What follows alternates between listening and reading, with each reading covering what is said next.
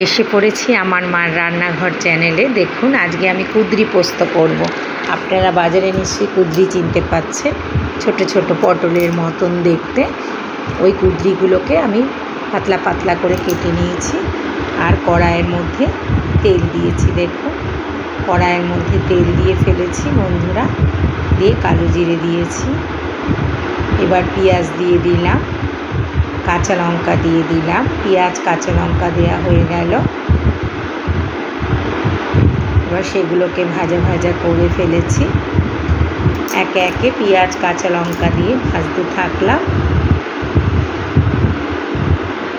এবার একটু নুন দিয়ে দিলাম, মাপ মতন নুন দিয়ে দিলাম।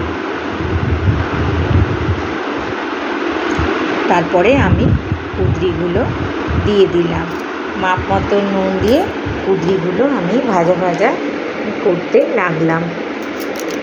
দেখুন বন্ধুরা কুঁদরিগুলো ভাজা ভাজা হচ্ছে। এবার আমি একটু ঢাকা দিয়ে দিলাম যাতে কুঁদরিগুলো নরম হয়ে যায়।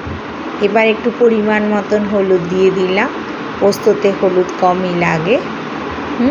দেখুন একে একে কুঁদরিগুলো এইভাবে ভাজতে শুরু করলাম হলুদ দিয়ে। মজে গেল ঢাকা দেওয়ার পরে। এইবারে আমি তিল আর পোস্ত বেটে রেখেছিলাম, এই যে সাদা তিল আর পোস্ত বেটে রেখেছিলাম, সেটা এই কুঁদরির মধ্যে মিশিয়ে দিলাম। এইভাবে হালকা করে ভাজতে থাকবো। দেখুন এইভাবে কুঁদরিগুলো আমি ভেজে ফেলছি।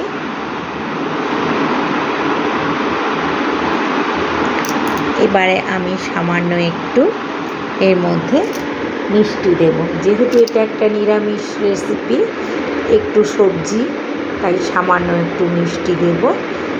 দিয়ে আমার কুঁদরি পোস্তটা নামাবো। দেখুন এইভাবে মাখা মাখা করে কুঁদরি পোস্তটা করতে হবে। এবার আমি পরিমাণ মতো অল্প হালকা চিনি আমি দেব, বেশি নয়, দিয়ে কুঁদরি পোস্তটা কমপ্লিট করে ফেললাম। দেখুন মজে মজে একটুখানি হয়ে গেল। যখন ছেড়েছিলাম কত বেশি হয়েছিল, কিন্তু এখন একটুখানি হয়ে গেল। দেখুন হ্যাঁ, মজে মজে অল্প হয়ে গেল।